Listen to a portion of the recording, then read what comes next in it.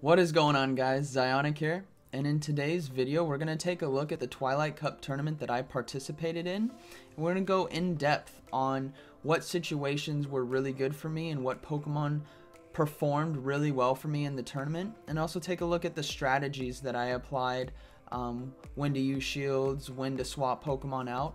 And what I hope this video does for you is kind of give you an idea of what to expect when you go to your own Twilight Cup. So pay attention to the team lineups that you see, because you may see the similar setups in the tournament that you participated in. Now, this video and the team that I use isn't the only way that you can win the Twilight Cup. Obviously, this is just what worked for me. And by showing you what worked for me, maybe there'll be ways that you guys can implement a situation that you see in this video, or maybe swap in a Pokemon that you were kind of on the border with, but then you saw it performed really well for me. And be sure to stick around till the end, guys, because I do make it all the way to the finals, and it's a must-see final match. Without further ado, let's get right into the video. So in this first clip, we're going to take a look at why using a non-effective move like Mud Bomb is a good thing, and the fact that we burn a shield. So right here, he had one shield left, so I'm able to shield this Ice Beam. He had one shield left, so I was able to burn it, and now I'm actually going to go for the Sludge Bomb, because before he thought I was going to do Sludge Bomb, so then he burned a shield. Now all of Azumarill's health is gone, so I'm going to go ahead and I'm fine with Toxicroak dying, because Skunktank's going to come in, finish off Azumarill. There's a round one, because we went for a burn a shield. Now in this case, we go for the Sludge Bomb, we burn the shield there, just because he did have an extra Pokemon left. So I thought if he doesn't shield, the Azumarill's going to go down. Now, this is an interesting case where Venomoth was so clutch. Guys, watch. Look at how much health he has left, right? Absolutely no health left. The only Pokemon he can win against is a Toxicroak. His last Pokemon, I got so lucky, was a Toxicroak. And this is where Venomoth shines, because he just destroys Toxicroak. So I think Venomoth is huge for this tournament, if you definitely want to be winning. Now this is a match where Toxicroak he's just really strong. Togekiss is a counter to him, but Toxicroak doesn't care, guys.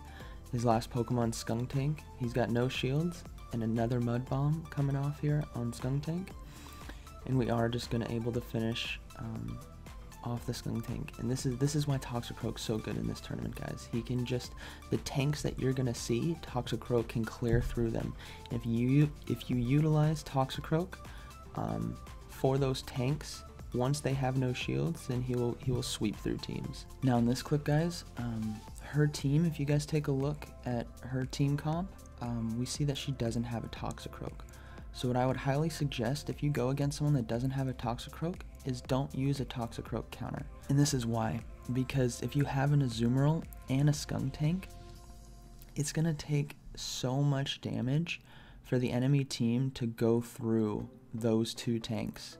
So in this game, I had a Skuntank and a Azumarill, while also having Toxicroak still, because on her team, there's 4 Pokemon, actually 5 Pokemon, that are going to take super effective damage from Toxicroak. So we go ahead and let Skunktank go down there.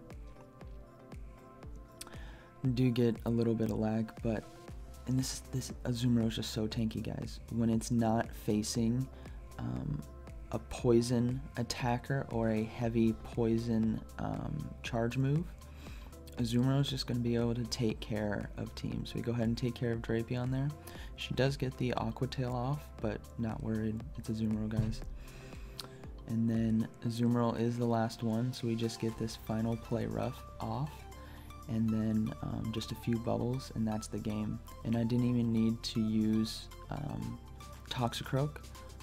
Toxicroak was basically, I'm just holding it off just in case.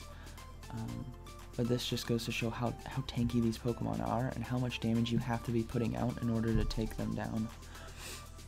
So moving on to this next game, I lead with a Toxicroak, but I decide to go for a Mud Bomb right here to burn a shield. Alright, so we do get the shield. Now I'm going to keep tapping and swap out, because I know when you see the enemy swap into a Toxicroak, and you know they have a Venomoth on your team, on their team I should say, you need to get out of there, guys. And she did well by swapping into Nidoqueen, thinking I was going to swap out because she did have a Venomoth. So I got my Toxicroak out of there, but this is why Toxicroak's so good. If you lead with him, right, and they don't immediately have a Venomoth and they swap in to a Venomoth, your Toxicroak's going to have stored energy, and you get him right out of there as fast as you can, because he's going to lose half his health by the time you get him out of there, but he's going to have stored energy. So in this case, guys, watch. She brings in Viper, I bring in my Toxicroak, which I already know has a Mud Bomb and stored energy, and this is why he sweeps. She has no shields. She can't stop this onslaught that's about to come on. Took out Viper, still more stored energy. We got an Azumarill. Toxicroak doesn't care, guys. Sludge Bomb. This is gonna eliminate, after the lag, eliminate the Azumarill. So that's why it's so strong that leading with Toxicroak is a really good, it can be a really good thing. I wouldn't say it's amazing, but it can be a really good thing to get stored energy to bring him back when the enemy has no shields. So this game right here, swap into Venomoth. Look at this. She doesn't have time to react, guys. It's gone. Literally, it's gone. I'm just like, you know what? Not gonna burn a shield. Venomoth did its job. That's all I wanted Venomoth to do, was to eliminate Toxicroak. Now this Frostlass, we got one shield there, right? So I'm gonna go ahead and use a Poison Fang to burn a second shield. This is why Venomoth's so strong. It's got quick moves. It completely destroys Toxicroak, and that Venomoth literally just took out the biggest threat on our team and burned both shields. So I'm extremely happy with that performance by Venomoth. Another example, Togetic, a counter to Toxicroak. Not a glass cannon counter, but a counter still. We go ahead and store a little bit of energy, get him out of there. Now this Skuntank took that Dazzling Gleam really well. It didn't die, and I burned a shield. I wish I would have shielded that Dazzling Gleam in hindsight, but I'm happy with Skuntank dying right here, because this is what's going to happen. I'm going to bring in the Venomoth, right? And she's going to bring in Skuntank. And what we're going to do is we're going to get this Silver Wind off to burn her final shield. And we still have one shield, 2 shields left, guys. And this is where, look at Toxicroak with 2 shields. It's just an onslaught coming in right here, guys. So we can go ahead and get off this Mud Bomb, finish off the Skuntank. Whatever her last Pokemon is, unless it's Venomoth, which she doesn't have, it's another Toxicroak. Do another Mud Bomb, and GG. That's it. So leading with Toxicroak to store energy, and then knowing what your opponent has on the roster and bail into something that maybe they can't really directly handle, like I do with Skuntank a lot, is a really good thing. So right here, she led with Venomoth. I need to get out of there instantly. Don't care about storing energy, guys. I'm gonna be dead by the time I try to store energy. So we're gonna go ahead and shield. We're gonna go ahead and shield this, because what I want to do is I want to have Skuntank trade 1-for-1 with Venomoth. If I can have my Venomoth counter, which is a Flamethrower Skuntank, trade 1-for-1 with Venomoth by burning shields or completely taking it down, that's a win in my book. So we go ahead and get a second Flamethrower off. We block both her Silver Winds. We burn both her shields. I'm happy. That's a win in my book right there, guys. We got both shields versus her direct counter to my Toxicroak. So we go ahead and bring in the Venomoth here. The Venomoth takes care of the other Venomoth because they're both weak to Psychic, so Confusion does super effective damage. Now, watch this. No shields on the enemy team.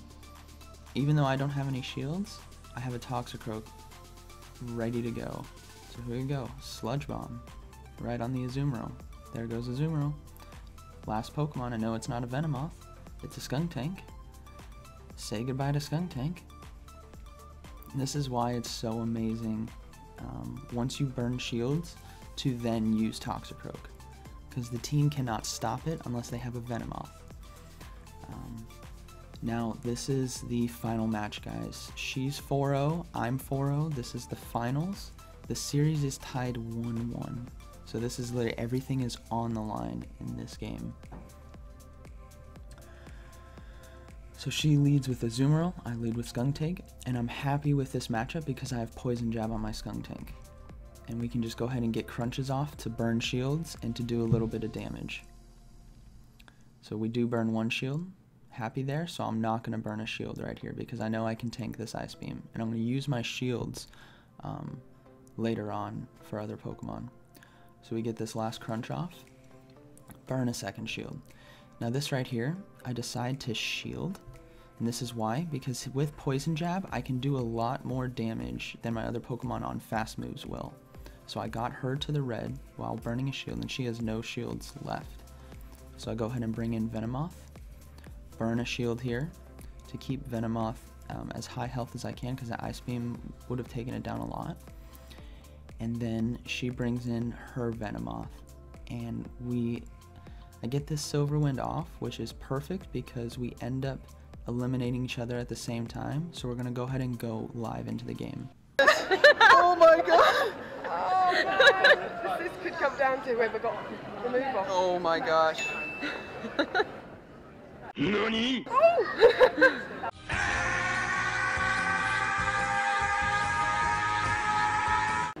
Oh my god! Oh, that couldn't have been any closer. Very well done. When it comes to the Toxicroak versus Toxicroak matchup, guys, on an even playing field, not having stored energy before or less health, it's all about the chicken mentality to Mud Bomb. There's a cutoff point, and you see it right here. I'm going to go ahead and pause this so you guys can see the health bars. If you take a look at her health bar, I know that if I use a Mud Bomb at her health bar, I'm going to eliminate her. And if you look at mine, I have a tick more health, which is one counter, than her. So I know this Mud Bomb, which is why I got, when I saw that she used it, I was overfilled with joy because I've been in this matchup a lot of times in practice, and I know this Mud Bomb's not going to kill me, and I'm just spamming right now. I'm just spamming the Mud Bomb spot so I can get it off the second she finishes using this Mud Bomb.